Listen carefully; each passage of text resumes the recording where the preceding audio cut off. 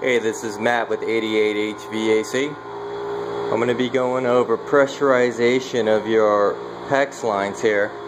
This is actually kind of crucial if you want to pass inspection, because if the inspector doesn't see you have 100 pounds or greater, just a little bit, don't go over too much, they're going to bang you and fail you because they want to see the integrity of the pipe. So basically what I have here is I have a Watts pressure gauge with a gas test. It's like a cast iron fitting with a Schrader valve and a test port. I use it for water and air. In San Francisco they want you to do a hydrostatic, which is a combination of both.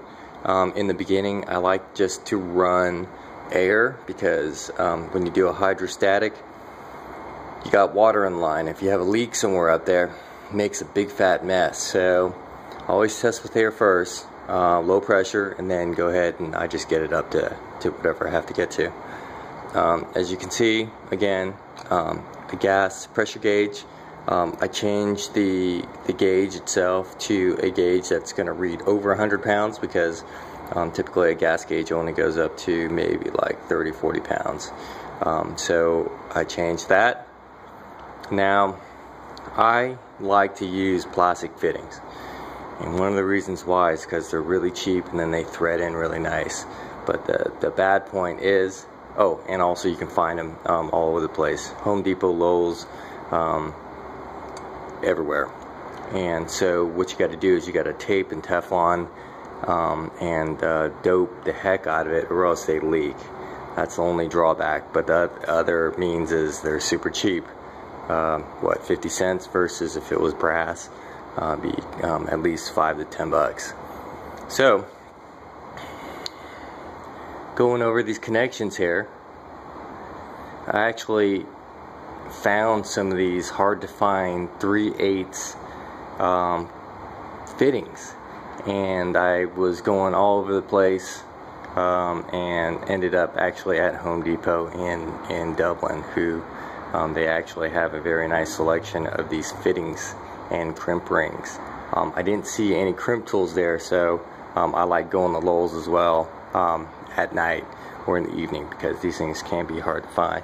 So just set yourself up so you're not going to be running around like me in the morning looking for these fittings right before inspection. So basically what I got here is I got a supply and return line coming down from my master bedroom, and I keyed it off and I took it to a pressure gauge, and she's been holding for a couple hours now. So that's about it. Another way of doing your pressure test is to go ahead and hook it up to your manifold system. And I hooked up all my pipes going to my floors up above, and I brought it down. You see I have the ball valves closed off, and I brought it back down and I tapped in a purge hose into the side purge port of the manifold, and I brought her all the way down. And again, I am using a gas cast iron body with a Schrader valve, and you can see that this gauge has been around the block a little bit, but she still works.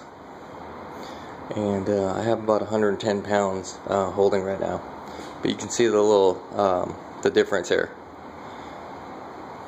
Okay, so you got a couple different choices.